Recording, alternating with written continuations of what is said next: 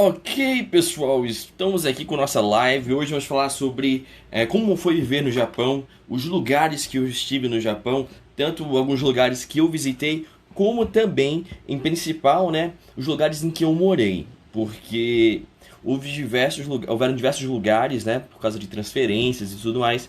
Porém, para começarmos, vou fazer uma breve introdução, né, para quem não conhece muito todo esse portal, né, o Instagram, a página do Facebook, o canal no YouTube, em relação, né, a mim. Então, antes de começarmos, breve introdução. Meu nome é Arthur Gabriel, eu sou um entusiasta da cultura japonesa, tanto tradicional quanto a cultura pop japonesa. Dou aula de idiomas, inglês, japonês e espanhol. Sou, além disso, desde pequeno, muito fã de diversos aspectos, né, da cultura, como artes marciais, tokusatsu, anime, culinária japonesa, que não é só sushi, e muitas outras coisas. Então, eu não sou Nisei, não sou neto nem bisneto de japonês. Eu não nasci falando japonês. Foi tudo uma questão de prática, né? Me esforçando. Eu nunca cheguei a fazer um curso de verdade de japonês. Foi estudo pessoal. A maior parte do que eu sei em japonês foi lendo livro e perguntando aos nativos se estava correto ou errado o que eu falava. E eu fui para o Japão, mas eu não escolhi, eu vou para o Japão. Para vocês terem ideia, eu fui para o Japão como um voluntário, né, da igreja. E na igreja, quando você quer servir como voluntário, né, fazer tanto serviço comunitário, projeto social e proselitismo, né, que foi para isso que eu fui fazer essas coisas, você não escolhe o lugar. Você só diz que quer ir, se inscreve, faz exame médico, faz tudo para entrar e eles que dizem para onde você vai. E foi uma grande surpresa porque a maioria das pessoas que iam para o Japão nesse caso, quando ia para a igreja, eram descendentes de japoneses. E eu fui sem ser neto, ou bisneto, ou filho de japoneses. E é interessante porque foi nesse momento que algumas pessoas, né, que nunca me contaram, nunca me disseram de frente antes, falaram: nossa, você vai pro Japão? Eu achei que você nunca ia pro Japão. Tipo, gosta dessas coisas, mas que nunca ia pisar lá.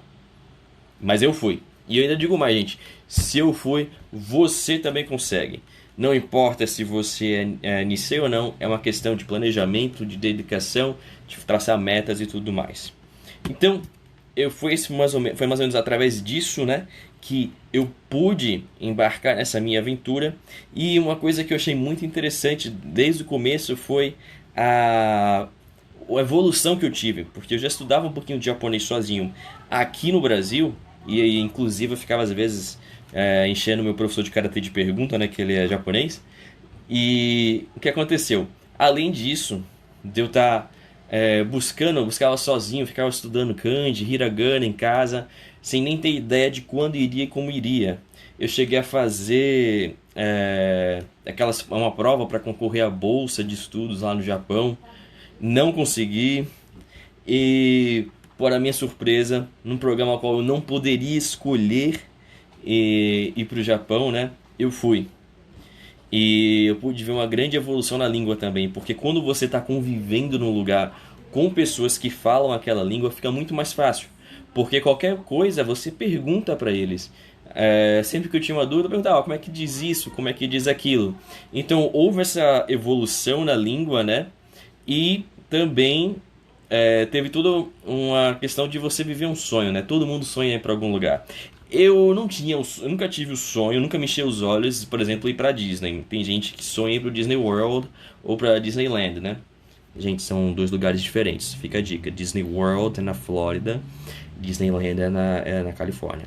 Tem gente que tem esse sonho. Eu nunca tive esse sonho. E as pessoas achavam estranho. Eu era uma criança que tava nem aí pra isso.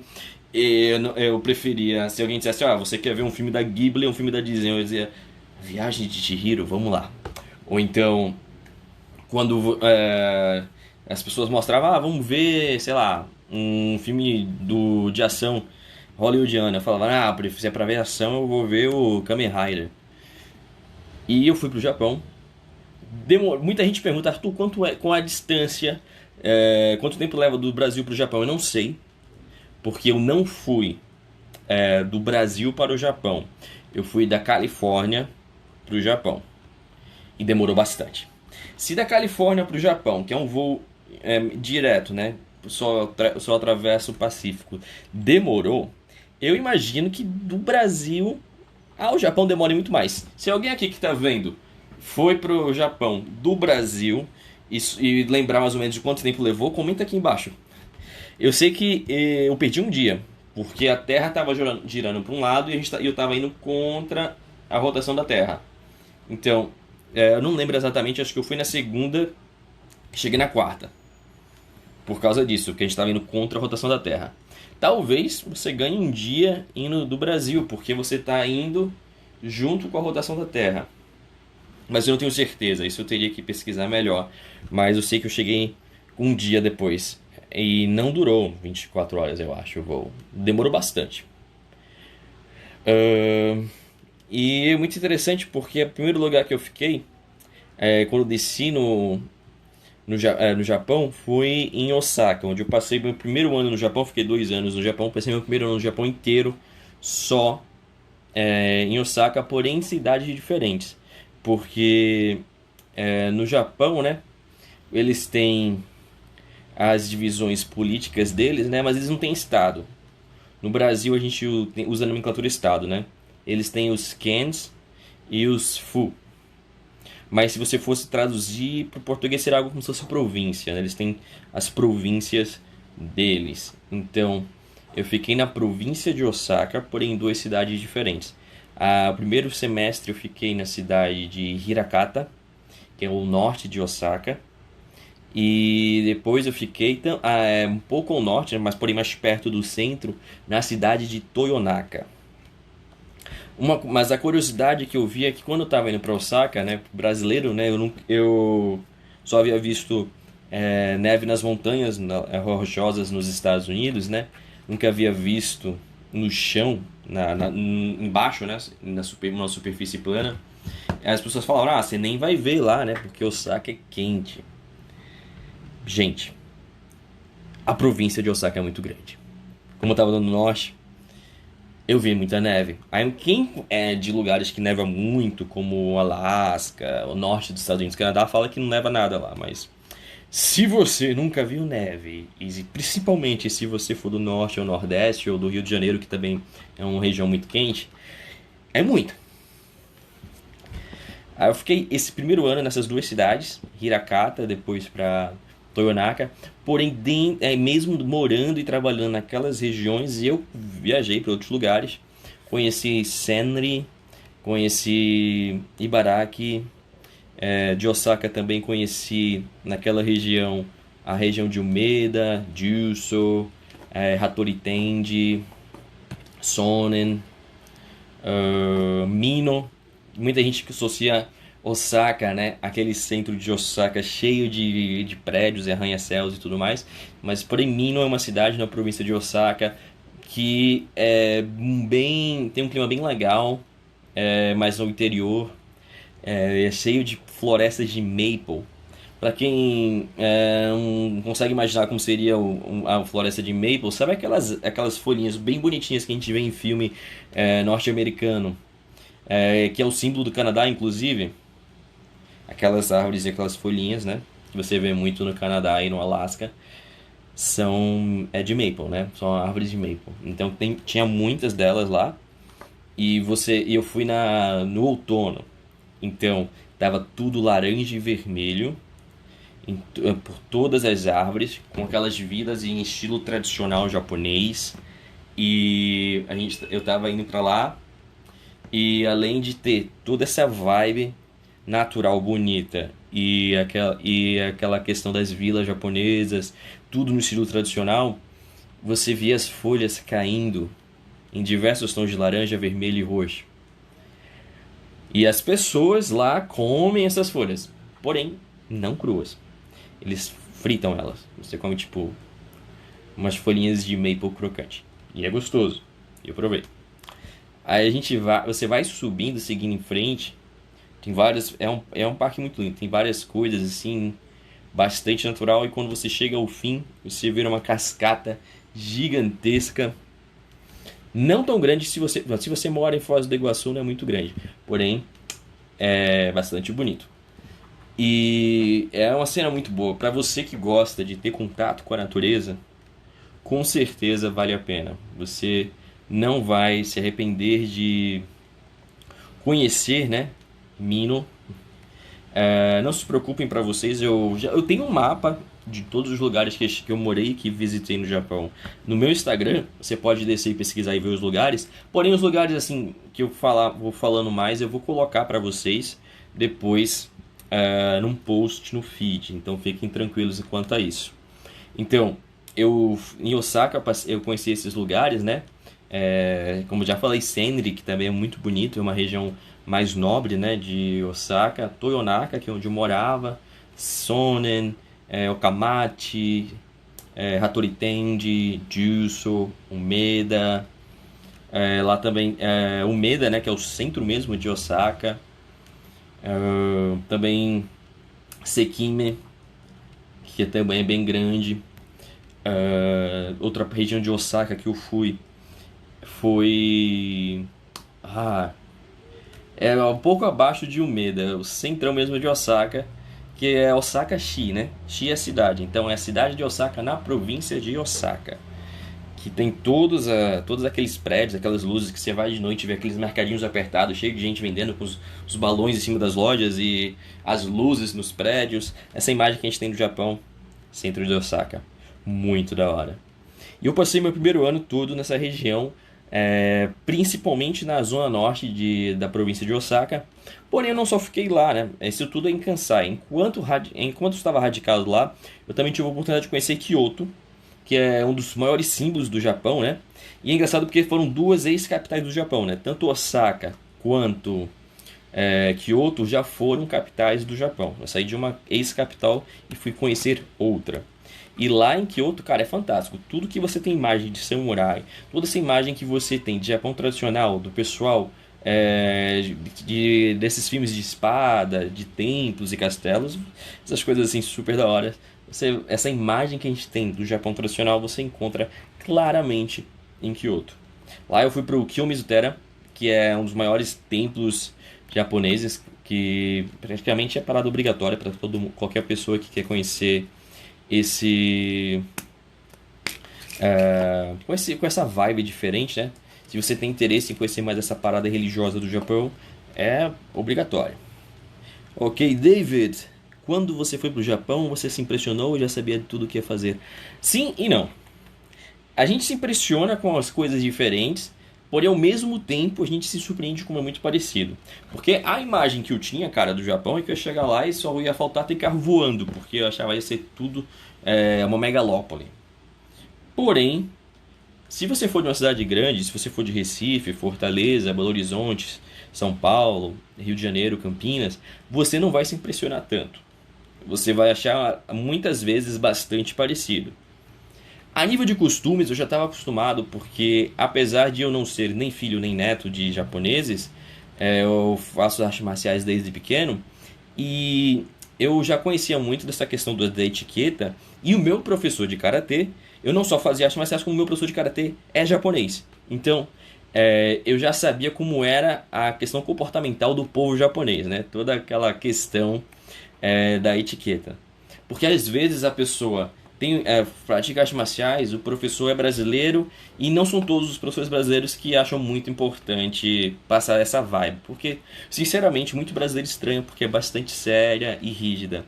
Tem professor que prefere ser mais informal nas aulas, o que não é errado, pelo contrário. Muita gente que trabalha com artes marciais e tem esse porte mais informal consegue ter mais sucesso profissional, porque as pessoas se sentem menos como é que eu posso dizer, pressionadas, né? Porque você chega num dojo mais tradicional e olha que não importa se o professor é Nisei ou se é brasileiro ocidental. Se for tradicional, o professor pode ser, sei lá, o nome dele pode ser alemão, o sobrenome dele pode ser alemão, português, espanhol, italiano, e você vai ter que cumprimentar, vai entrar no dojo, você vai ter que cumprimentar para sair. Se chegar atrasado, vai ficar de joelhos lá no Seiza esperando o professor deixar você entrar, e muitas vezes ele vai mandar você fazer várias flexões, abdominais, essas coisas, para depois você entrar. Não pode falar quando o professor fala, não pode levar, não pode beber água no meio do treino, você fica lá como se fosse um exército. Não pode entrar com a roupa amassada, não pode entrar com o kimono manchado, que você volta para casa. Se você for para um dojo mais ocidentalizado, né? Geralmente os tradicionais são aqueles mais focados, né, na maioria das vezes, mas existem exceções. Não em competição, mas em defesa pessoal. Que aí eles ficam, que é aquela imagem, né? Se você está fazendo algo sério, você tem que agir sério. Mas quando você vai para um que tem uma abordagem mais esportiva, na maioria das vezes que os professores inclusive são professores de educação física, o que ajuda bastante na questão do rendimento esportivo, porque você não vai precisar de um personal trainer, porque o seu professor já vai ser personal trainer para questão esportiva, aí eles são mais tranquilos. Ele chega assim, você coloca a música para treinar, você nunca vai escutar o cara botar uma música pra, sei lá, como a gente fala em Recife, para instigar o treino do pessoal. Não, nunca vai botar no tradicional. No máximo vai ser um incensozinho para dar um aromazinho mais asiático. No esportivo vai ser mais essa parada assim, super de boa.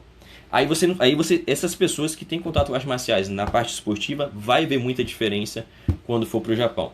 Como eu já tinha contato com arte marcial tradicional, eu não achei muito diferente. Meu professor era japonês, eu estudava japonês sozinho e ficava tirando dúvida com ele. Já convivia com todos esses ritos de sociais, né, do Japão. E vivia assistindo documentário, anime, jogos, tudo isso ajuda bastante a você entender a parte cultural. A parte estrutural, como eu já falei, né, de chegar no lugar depende. Se você veio de uma cidade grande, vai achar muito parecido. Se você veio do interior e for para o interior do Japão, você vai achar muito diferente. Porque você vai no interior do Brasil, a maioria das vezes, a maioria das cidades que eu fui no interior do Brasil tem tudo. Tudo. Você vai para Sorocaba, tem tudo. Você vai para Caruaru, tem tudo. Você vai para Chapecó, tem tudo. Agora, você vai para um interior do Japão, muitas vezes não tem nada, cara. Eu estive numa cidade do Japão que era em Hyogo, que é uma província ao lado de Osaka, uma província que tem cidades grandes, como Himeji, como Kobe, lugares gigantes. Porém, eu fui para o interior, fui para Ako, que inclusive quem gosta de filme de época, de samurai, essas coisas, os 47 Ronins foram gravados lá. 47 ou 77? O similar dos Ronins que tem o Keanu Reeves foi gravado lá. E é uma história baseada numa história real que aconteceu lá. Enfim, só tem isso de famoso na cidade. A cidade é minúscula. Basicamente só existia uma grande rua, uma grande avenida na cidade, porque o resto era tipo vielas. O ponto de entretenimento, o ápice, era um shopping pequeno que tinha um McDonald's dentro, um McDonald's fora, e tipo, é a diversão da galera. E era só isso. E eu achei muito diferente. Porque a pessoa fala, vou pro interior, sim. Vou pro interior, aqui tem tudo. Eu vou pra Gravatá, pra Garanhuns, sei lá, vou pra Sorocaba, vou pra Campinas, vou pra Chapecó, vou encontrar tudo. Lá não encontrava. E é muito escuro. Isso já me pegou de surpresa porque é Japão, mas eu já estava acostumado com ser para um lugar que era escuro, porque nos Estados Unidos, quando eu estava lá, eu estava num subúrbio, e no subúrbio dos Estados Unidos não tem iluminação. A maioria das vezes você apagou a luz, não vê mais nada, fica tudo no breu. Porque todo mundo tem carro, né? Aí você não precisa de poste, porque todo mundo tem carro, só vai sair de noite se for de carro, vai estar tudo iluminado, isso que eles diziam. Mas, como vivemos num país onde as pessoas andam a pé e ficam em ponto de ônibus, era muito estranho. Então já estava calejado de como era estranho ficar em lugares escuros por causa dos Estados Unidos. Mas isso era mais no interior do Japão. Porque lá no Japão é muito caro para você tirar a carteira de motorista e o transporte público é de qualidade bastante eficiente. Então as pessoas da cidade andam muito. E muita gente que tem condição de ter 2, 3 carros prefere pegar um Shinkansen, né? Um trem-bala, uma linha expressa, um metrô, porque é bom. E foi aí que eu comecei, eu já havia escutado antes, várias vezes no Brasil, as pessoas dizendo: ah, país rico não é onde o pobre tem carro, país rico é onde o rico anda de transporte público. Eu achava isso uma balela, eu achava: ah, quem é rico nunca vai dar de transporte público, é mais fácil o pobre ter carro. Aí até que eu fui no Japão e vi o transporte público funcionar de verdade, aí eu aprendi que realmente país rico é onde o rico anda de transporte público e não onde o pobre tem carro. Fiquei tipo, poxa, eu tô vendo tipo os caras aí de terno, gravata, com aquelas maletas, com um celular de última geração, pegando o mesmo trem que eu. Muito da hora. E então, eu comecei em Osaka. Depois de Osaka, eu fui pra Shikoku, que é outra ilha, porque Osaka fica na ilha principal, aquela grandona que é em formato de banana, né? Que é Honshu. Depois disso, eu fui pra Shikoku. Shikoku é uma ilha um pouco menor, que fica embaixo do Japão, do Honshu, mas ainda conta como mainland, né? Conta como área principal do Japão. E eu fiquei em Kochiken, né?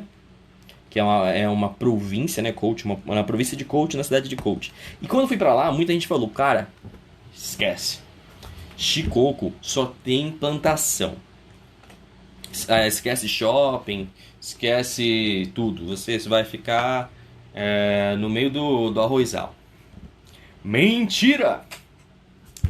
Kochi, a cidade de Kochi, que é a capital da província de Kochi, porque eles são muito criativos, né, que nem a gente. Rio, Rio, São Paulo, Nova York, Nova York. A capital de Kochi, que é a cidade de Kochi, é grande. O que contradisse aquela cidadezinha pequena que eu falei pra vocês em Hyogo. Era um interior grande aquela cidade. Porém, quando você saía da cidade, era aquela imagem, né? Só tinha arrozal e tudo no escuro, se fosse a noite. E lá eu fiquei alguns meses. Foi um dos lugares melhores assim, pra comida pra mim. Porque eu tinha muito restaurante barato e rodízio. Nossa, eu me acabava de comer lá, engordei bastante em Kochi. Mas também só era isso. Tipo, a cidade era grande, mas saí da cidade não tinha mais nada. Foi lá que eu fui pra Muroto Musaki, que era uma grande... um cabo, né?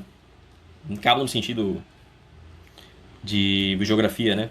Que a água da praia teve um terremoto, né? Ela abriu e depois parte de dentro das profundezas da terra saiu. Aí fez uma formação rochosa em cima, que é o único lugar, se não me engano, do mundo que tem aquela formação rochosa exposta ao público. Você pode bater fotos e tudo mais, tem até foto no Instagram, é só pesquisar aí que você vai ver uma foto que eu tô assim com os amigos meus lá na praia. Aquelas rochas saíram das profundezas da Terra, nas proximidades lá das placas tectônicas, se não me engano. Posso ser que eu esteja errado, eu não sou geógrafo, mas foi algo assim. Como diz Chicó, não sei, só sei que foi assim. Aí teve isso. Fiquei alguns meses lá, depois eu fui para outra província famosa, Kochi não é tanto, Osaka era. Saí de uma província um pouco mais desconhecida, que era Kochi, fui para uma província famosa que todo mundo aqui já ouviu falar. Eu fui para Okayama.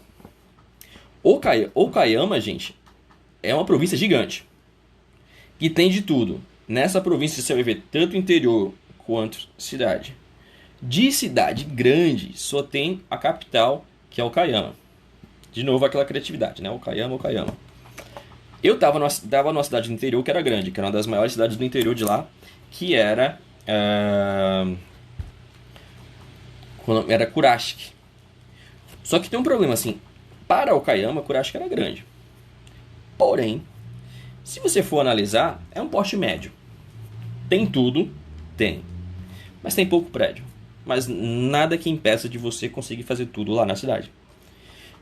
Kurashiki é interessante porque eles têm um sítio histórico que é o Bikanchiku, que é onde foi feito, inclusive, as gravações do live action do Rurouni Kenshin, ou Samurai X. Então, aquelas cidadezinhas, aquelas imagens bonitinhas, caso você tenha visto o live action do Samurai X, está tudo lá. Então é muito legal para bater foto, para conhecer, muito da hora. você se sente no Japão feudal. Que, inclusive, o Japão antigo durou mais tempo o equivalente à Idade Média no Japão durou mais tempo do que no Ocidente, né? Porque eles demoraram muito para se modernizar, começou a se modernizar lá na Era Meiji, final do século XIX, início do século XX.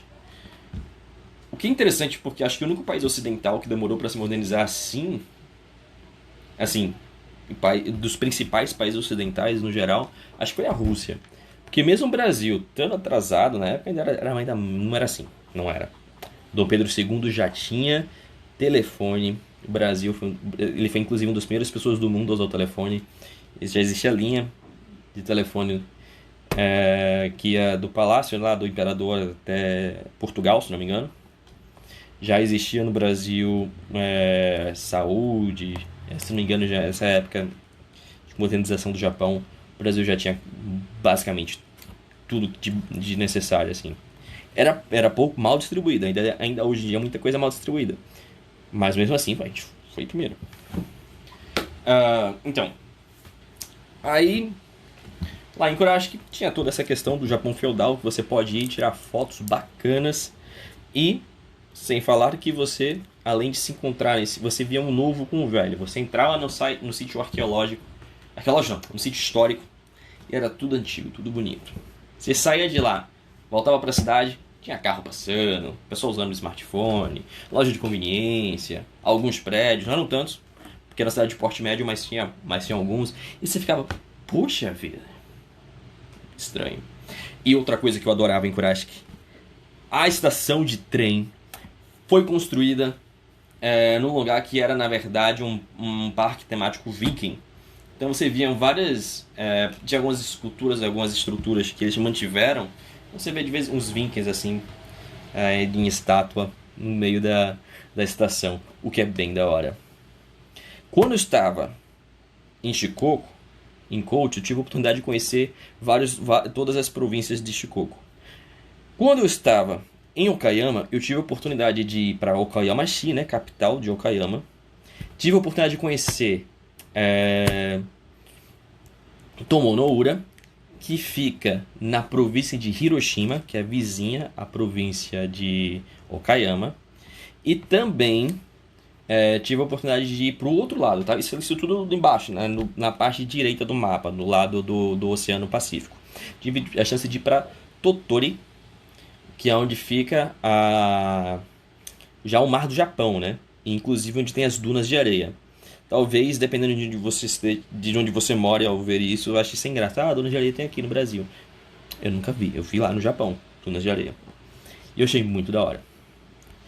E depois, né, eu saio de Kurashiki e vou para Hyogo, né, a província de Hyogo, para a cidade de Ako, que é aquela pequenininha que eu falei pra vocês, que tinha uma avenida principal, o resto era tudo casinha pequena, vielas, mas que, por ser em Hyogo, eu tive a oportunidade de conhecer cidades grandes, como Akashi, como Kobe e como Himeji, que são destinos sensacionais. Eu já ia pra Kobe antes, quando eu tava lá em Osaka, porque eles têm um ponto turístico lá chamado Mosaico de Kobe, e lá tem uma churrascaria brasileira chamada Brasiliano, que é fantástica. O melhor lugar, o melhor churrasco brasileiro que eu já provei na minha vida, com o melhor buffet brasileiro que eu já vi na minha vida, fica no Japão. E todos os funcionários eram portugueses, com exceção eram brasileiros, falavam português. Muitos, inclusive, do Rio de Janeiro. Se não me engano, a cozinheira era de Jaboatão, ou seja, era aqui de Pernambuco. Mas a maioria lá do Rio de Janeiro. Só tinha um funcionário que era japonês, mas eu não sabia, só soube conversando com ele, eu perguntei de que parte do Brasil ele era, mas ele era do Japão. Mas eu falei, você não tem sotaque de japonês quando fala português? Ele falou que estava lá, sei lá, há mais de uma década trabalhando, aí falava sem sotaque. Você vai chegar lá no Brasilianos, lá no Mosaico de Kobe, vai ser churrasco e tudo em português, um pedacinho do Brasil no Japão. Acredito que a região que eu estava não tinha muito brasileiro, mas brasileiros que trabalharam no Japão, que foram para lugares como Shizuoka, Nagoya, devem conhecer muitos outros restaurantes brasileiros no Japão. Eu só conhecia esse porque a região que eu estava, a maioria dos estrangeiros que estavam lá eram chineses, filipinos e estadunidenses e australianos, né? Então não era tanto brasileiro assim, não. Então Kobe tinha esse restaurante maravilhoso, tem o Mosaico de Kobe, que tem diversas atrações, tem diversos restaurantes. Lá em Kobe também tem um aquário desses gigantes que você passa por debaixo, vê os vírus, os peixes e tudo mais. Super da hora. Em Akashi, que é outra dessas 3 cidades grandes de Hyogo que eu conheci. Akashi, Himeji, Kobe. Kobe já foi, falta Himeji e Akashi. Akashi é muito grande, muito bom para comer também. Comi muitos restaurantes lá, principalmente comida indiana, porque... Quem já foi nos Estados Unidos sabe que nos Estados Unidos tem muita comida mexicana. E nos Estados Unidos eu dizia que no Brasil a comida mexicana da gente é o sushi, né? Porque aqui em todo canto tem restaurante de sushi. Nos Estados Unidos em todo canto tem comida mexicana. Então, a comida mexicana, ou o sushi do japonês, é comer comida indiana. E eu fui para vários lugares lá. E além disso, o mais da hora de ter comido várias comidas em diversos restaurantes de comida indiana lá em Akashi, foi para Himeji, porque é um dos castelos mais famosos e bonitos do Japão inteiro, fica lá em Himeji. E foi basicamente isso, esse é o Japão que eu conheci. Para mais detalhes, houveram lugares que provavelmente eu esqueci de comentar com vocês, que eu tô falando de memória. É só ver lá, lá na minha publicação, tem um mapa do Japão em código de cores, lugares que eu já estive e lugares que eu já morei. Vou pegar algumas listas de alguns lugares bacanas também que eu conheci lá no Japão. Vou colocar para vocês num post no feed, comentar para vocês e tudo mais. E falar para vocês não desistirem do sonho de vocês. Você quer aprender japonês? Você sonha em conhecer o Japão? Sei lá, Arthur, eu não quero aprender japonês, eu só quero turistar. Cara, você consegue. Não, mas eu sou pobre, não sei o que. Cara, você consegue. Se organiza, traça uma meta, faz planos. Eu vi o pessoal falando na minha cara que achava que eu nunca iria pro Japão, que estavam impressionados. Falaram pra mim, Arthur, cara, você era fã do Japão, mas eu achei que você nunca iria pra lá. Falaram isso na minha cara, bicho. E eu fui. Não só fui, como morei e aprendi a língua. E por isso que eu sei que vocês conseguem. Não importa se você é Nisei Sansei ou se você é ocidental. Ok? Não importa. As pessoas falavam lá no Japão, quando eu começava a falar em japonês com eles, você é Nisei ou Sansei misturado. Eu falava, eu brincava inclusive e dizia, eu fazia, sou desu ne, Nikkei-jin desu ne, kedo, Itália no Nikkei-jin. Aí eles começavam a rir, tipo, eu sou descendente, mas não é de japonês não, italiano. E era muito engraçado, porque eles ficavam, mas você tá falando japonês, porque você não precisa ser oriental para aprender japonês, da mesma maneira que você não precisa ser descendente de ingleses ou escoceses ou, sei lá, irlandeses para falar inglês. Você fala português e você é brasileiro, cara, você não é português. Então não desista, faça o seu melhor. Eu acredito no seu potencial. Faça a sua meta. Se a sua meta for só turistar, se organize financeiramente, procure vídeos, esse nosso motivacional, como se organizar financeiramente para ir traçar um plano e vá. Se seu objetivo, você é descendente e quer ir lá trabalhar, muito descendente, porque quer ir lá trabalhar para conseguir dinheiro e voltar para o Brasil, para abrir uma empresa, alguma coisa, vá, cara, consiga. Se não é o seu sonho, não é o seu objetivo, você consegue. Meu objetivo é estudar. Veja um jeito legal de fazer isso. Faça o seu planejamento. Você nunca deixe que a percepção dos outros de você e sua realidade se torne verdade. Porque muitas vezes o que você vê é o futuro e eles só veem o agora. Ou pior, às vezes só veem o que já aconteceu. Não importa o que você fez, desde que você esteja tentando melhorar e desde que a justiça seja feita. Também não podemos fugir do óbvio, né? Então é isso, pessoal. Nunca desistam dos seus sonhos, eu confio em vocês. Sejam felizes, façam o seu melhor. E, dependendo da sua religião, da sua fé ou não, pedir uma ajuda à divindade que você acredita também ajuda bastante. Então, espero que tenham gostado dessa live, gente. Essa foi minha experiência. Esses foram os lugares que eu fui pro Japão. Essas foram as realidades que eu enfrentei no Japão, né? De interior, de cidade, de restaurante, de castelos, de templos, de cachoeiras. E foi uma experiência incrível. Eu nunca fui maltratado por ser brasileiro. Eu ouvi dizer que em algumas regiões, como Hiroshima, alguns ocidentais são hostilizados por causa da Segunda Guerra Mundial. Qualquer coisa você aprende a falar Buradirudin, né? Sou brasileiro. E fala, não sou americano não, sou Buradirudin. Faça o seu melhor, seja feliz e nunca deixe de sonhar. É isso, pessoal. Espero que tenham gostado. Até a próxima. E não se esqueçam, gente, eu vou colocar esse vídeo também no YouTube. E caso você queira baixar um livro gratuitamente para aprender japonês, você pode baixar meu mais novo e-book, Japonês para Iniciantes, suas primeiras frases no idioma. Basta acessar japonescoartur.com/ebook, que você vai pegar toda a introdução da língua e vai pegar suas primeiras frases também. Material feito, olha, com muito carinho para vocês. Um abraço, gente.